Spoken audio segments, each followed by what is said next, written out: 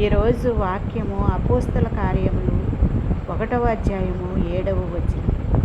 కాలములను సమయములను తండ్రి తన స్వాధీనములో ఉంచుకొని ఉన్నాడు, అవి తెలుసుకొనుట మీ పని కాదు అని ప్రభు అయిన యేసుక్రీస్తు వారు మరి ఇశ్రాయేలుకి మరలా నీవు రాజ్యమును అనుగ్రహించదవా ప్రభు అని అడిగినప్పుడు మరి కాలములు సమయములు తండ్రి స్వాధీనములో ఉన్నాయని, వాటిని తెలుసుకొనుట మీ పని కాదని దేవుడు ఇక్కడ స్పష్టంగా తెలియజేస్తున్నాడు. ఆకాశము కింద జరిగే ప్రతి పనికి ఒక సమయం అంటూ ఉంటుందంట.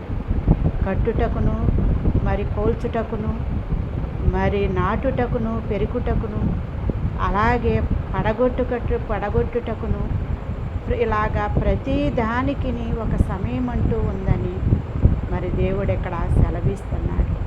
ఏనాటికీడు ఆనాటికే చాలు కానీ రేపటిని గురించి మీరు చింతించొద్దు.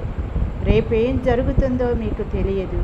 మీరు నిన్నటి వారే కానీ రేపటి వారు కాదు. కాబట్టి దేవుని చిత్తమైతే మనము బ్రతికుండి ఇది చేద్దాం అది చేద్దామని చెప్పుకోవాలి కానీ మన అతిశయాన్ని బట్టి, మన బలమును బట్టి, మన ధనాన్ని బట్టి, మన పదవులను బట్టి, మన హోదాను బట్టి, మనకు కలిగిన దానిని బట్టి మనం ఏమీ చేయలేము. కానీ దేవుని చిత్త ప్రకారమే ప్రతీదీ జరుగుతుందని మనము మన భారములన్నీను దేవుని మీద వేసి, మన చింతలన్నీను దేవుని మీద వేసి మనము మరి ఉన్నప్పుడు మనము చింతించి మూరుడు ఎక్కువ తక్కువ చేసుకోలేము. కాబట్టి మన చింత యావత్తు ఆయన మీద వేసి ఆయనను మీద మనము ఆనుకొని ఉన్నప్పుడు ఈ భూమి మీద సమస్తమును మనకు సాధ్యమని ఇక్కడ లేఖనాలు మనకు